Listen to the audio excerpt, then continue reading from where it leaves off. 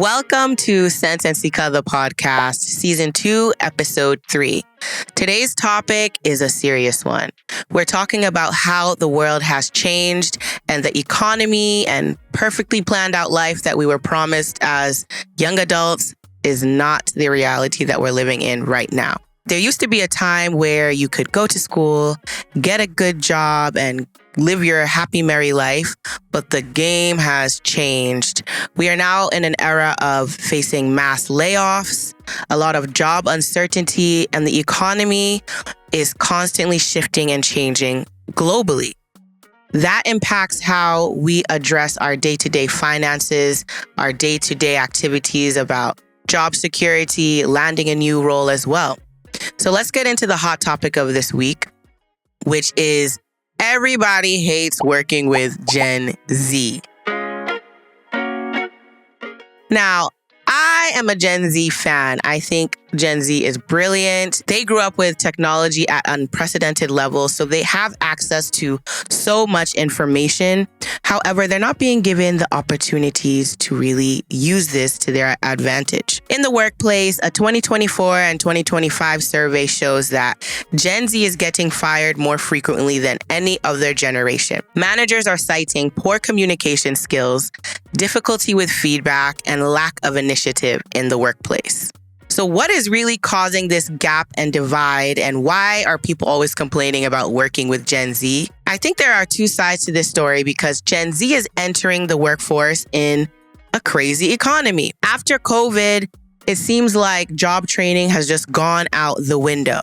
So those of us who graduated in the 2010s, we had the advantage of having an onboarding, having a probationary period, being able to make mistakes on the job, and people were more patient with us, and everything was counted as a learning lesson. However, Gen Z is entering the workforce at a time where people don't have the patience or capacity to train them anymore. They're expected to behave professionally, but they were never taught what that looks like. They're expected to make no mistakes on the job, and they're expected to meet that expectation without any job training. So how are you supposed to just start a new job, thrive in it, understand all of the nuances of the new role without any formal training, and everyone is blowing you off, acting like you're just a nuisance and you're not really engaging with the team in a way that builds a good relationship? I think Gen Z has been set up to fail. And we also have to acknowledge that if we're going to always complain and write articles and make surveys about how they are so frustrating to work with, there's two sides to every story. And I'm here to give Gen Z their credit. I think with the proper support and training, that they would really thrive in the workplace. They have amazing ideas. They would be able to bring new ideas if businesses were more open to hearing what they have to say and introducing new topics or new ways of working into seasoned businesses. So give Gen Z a chance.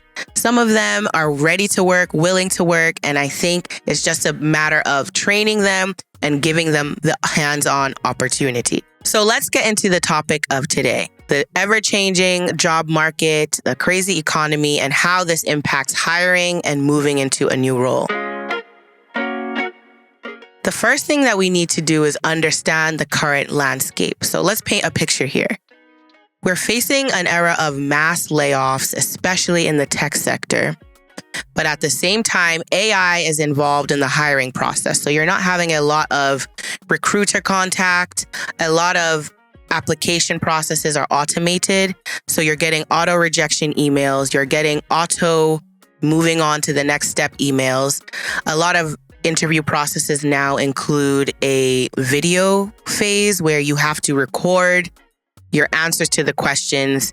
It's all very bizarre, and we're kind of the tester bunnies for this new job market. That, coupled with the fact that the world economies are constantly changing.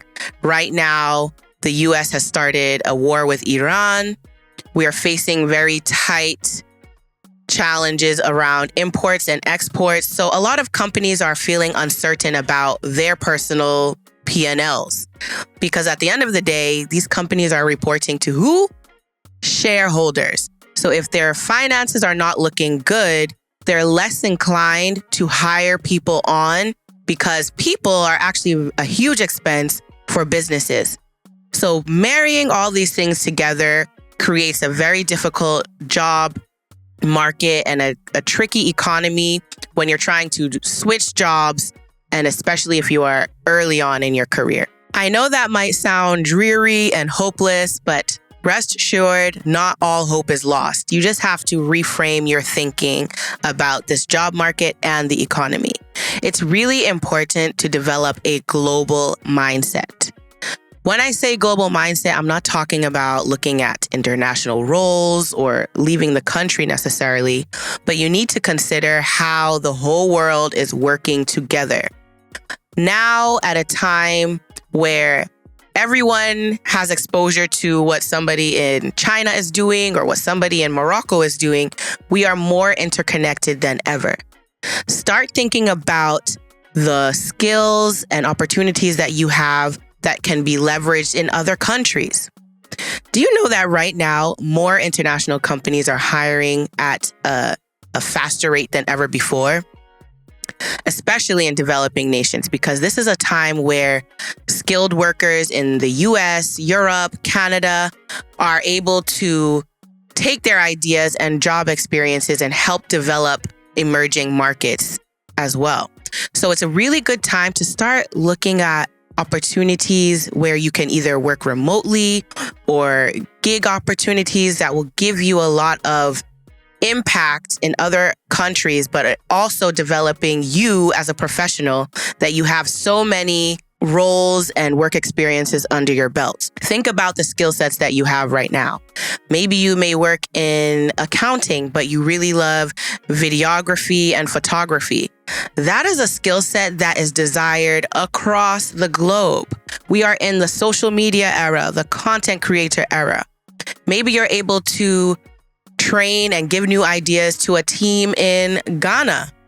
You're able to bring new insights, fly out, film certain things with a new team, and go back home to your 9-to-5 job.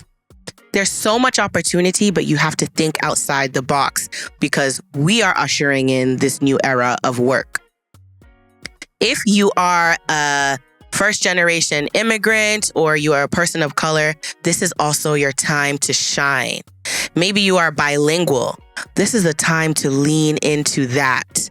Now more than ever, companies want to reach huge markets.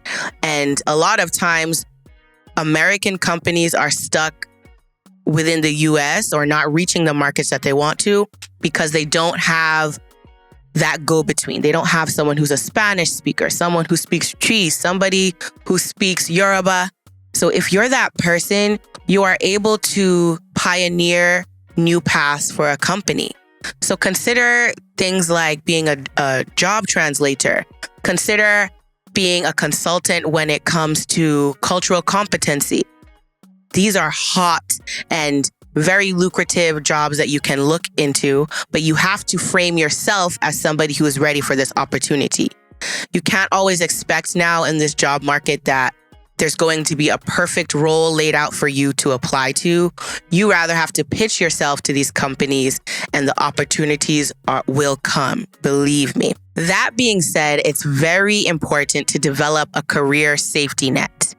If you are feeling uncomfortable with all of the layoffs going on, this is the time to really bet on yourself. But you want to start doing that before it's a necessity. So reach out to your network.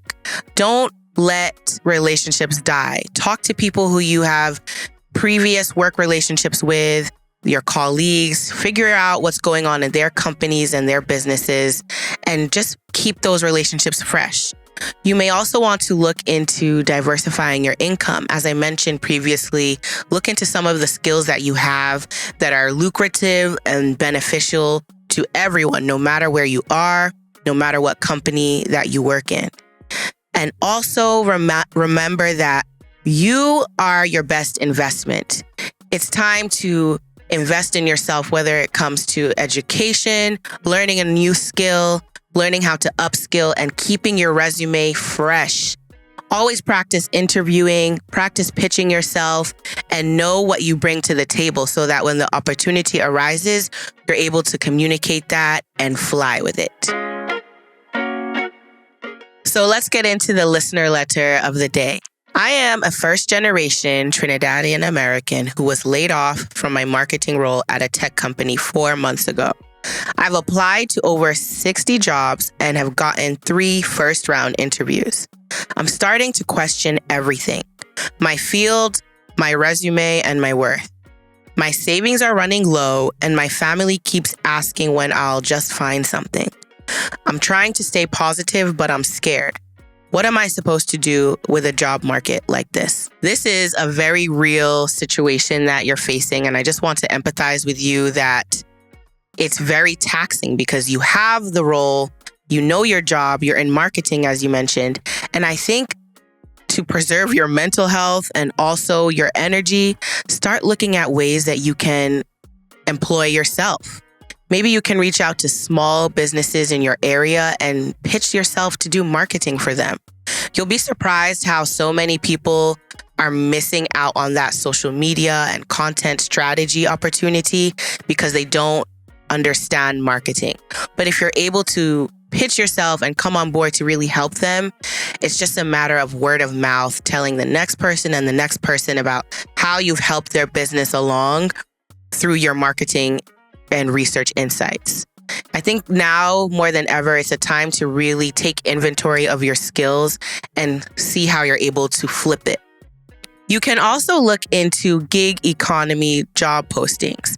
There are a lot of websites, which I will link in the podcast description, that offer opportunities that are a couple months long or just paid opportunities that allow you to leverage your expertise to help people with their different marketing concerns and questions for their business or for their personal jobs. It's a really good opportunity to just exercise your skills, but also get paid, not knowing when your next role may necessarily land, but you're keeping your skills fresh in the meantime. So I hope that helps. On the family side of things, it's one of those issues where the rules have changed, right?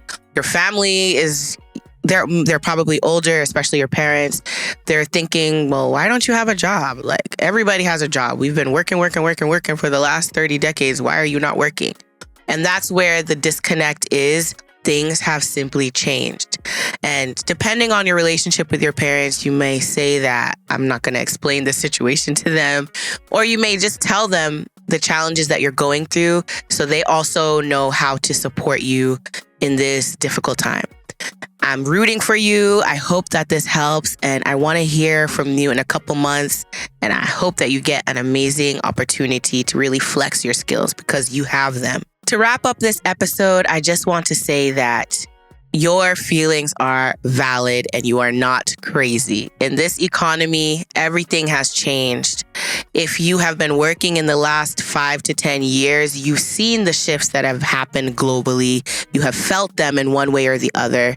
And it's truly a challenge that we are all learning to navigate at this time.